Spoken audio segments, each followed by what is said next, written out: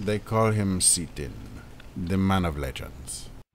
Hey guys, what is up? It is Seatin here, the self-proclaimed man of legends. Now in this video, I'm going to be talking you through the third boss in Endless Eclipse, known as the Matriarch of Pestilence. Now this boss has a small handful of mechanics actually, but it's just the execution on this fight that makes it fairly difficult and challenging to new raids coming up. So the most important mechanic of this fight is a mechanic called Necrotic Spores. So what she's going to do is she's going to debuff one player, and that player has 8 seconds to move out of the raid and move towards the back of the room. Now you want to get as far back as possible, and you don't want to go into any existing puddles. So basically when this debuff expires, it's going to drop an expanding pool. You'll see somebody's dropped one to the right. That was a very bad position to drop it in because it's not at the back of the room at all, and it's actually going to sort of seep into the raid because these do expand like absolutely crazy amounts. So really you only want to drop it right at the back of the room. If anybody stands in these puddles or get hits by them, they take quite a bit of heavy damage per second, and also give the boss energy really fast. When she has full energy, the boss, she will cast an ability which basically heals her for 2% of her maximum health, which is 1,000,000 and a bit, so you know you want to try and keep that down as much as possible. And this ability is also going to deal about 15,000 damage base. So combined with sort of the other pulsing AoE, you know, it's really not advised to let her get energy, so avoid those puddles, guys, while you're dropping the spores at the back. So another mechanic that she's going to do is called Wave of Decay. Now this is an interrupt that she casts approximately every 6 to 8 seconds, so you're going to need at least 2 interrupters focused on the boss full time.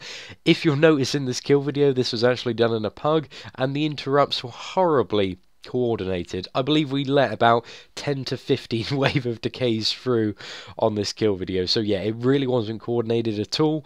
But ideally you want to have at least 2 people on each team alternating interrupts, so you have, like, I don't know, 2 shamans on group 1 first interrupt, and then another 2 people will try and interrupt the next one, and then it'll go back to the first 2 people, and so forth. And then you can have the tanks and various other classes backup interrupt, but ideally you should have sort of those 2 teams of 2 interrupters rotating, and ideally she won't get any Wave of Decays off, because if she does, that'll deal a load of damage and also restore 20 energy. So if you look at it this way, I mean the full heal is about 1.5 million when she gets to 100 energy, so every Wave of Decay you let through, that's 300k health that you're healing her for, so do not let him through, ideally.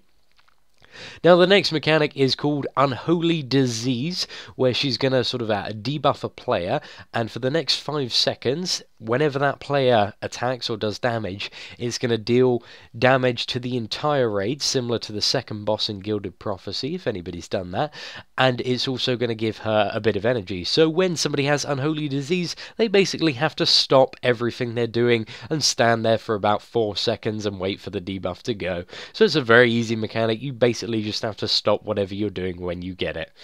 Now going on to sort of tanking and the adds. Now Matriarch of Pestilence has an auto attack which will basically reduce tank's health by, I believe it's about 15% per stack.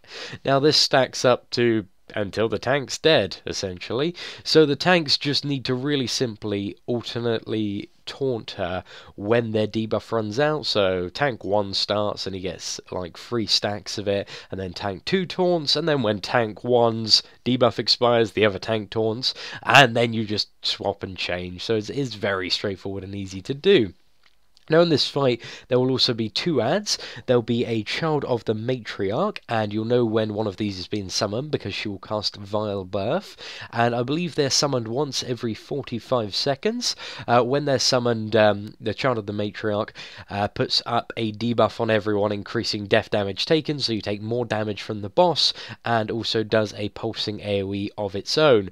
So ideally it needs to be single target focused down by all of the DPS. It also does a breath, the Child of the Matriarch, so you need to be sure that the tanks pull it right to the back of the boss, so no melee are going to get cleaved, and melee DPS ensure that you are not standing in front of it, or you will die. So when the child dies, what's going to happen is he's going to drop small sort of purple crystals on the ground, about 6 of them, and when players run through them, they're going to get a buff which increases their damage done and also their health.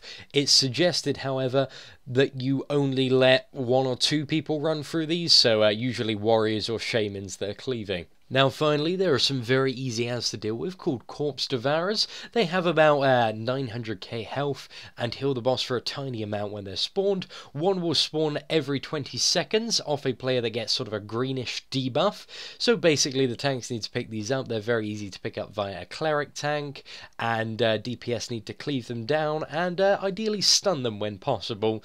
But yeah, apart from that, they're very easy to deal with. Just have sort of everybody that can cleave them down, and you will have absolutely no issues with them. They're a piece of cake to deal with. So the final mechanic is when she gets below 50%, every 20 seconds she's going to get a buff which increases her damage done and reduces her damage taken. Now basically all this mechanic does is act as a soft enrage on the fight. The hard enrage actually is just over 7 minutes, so you just have to be aware of that, but it's very, very easy to meet with sort of all the updated specs, buffs to gear, and buffs to various classes, so you shouldn't have any problem at all. So anyway, thank you for watching. If you found this guide useful, share it, like it, leave a nice comment. If I've got anything wrong, let me know. And the final thing, remember guys, if you have necrotic spores, move out of the raid toward the back of the room. And do not cleanse the spores if you're a healer. Follow those 2 simple instructions, and congratulations, you have won this fight.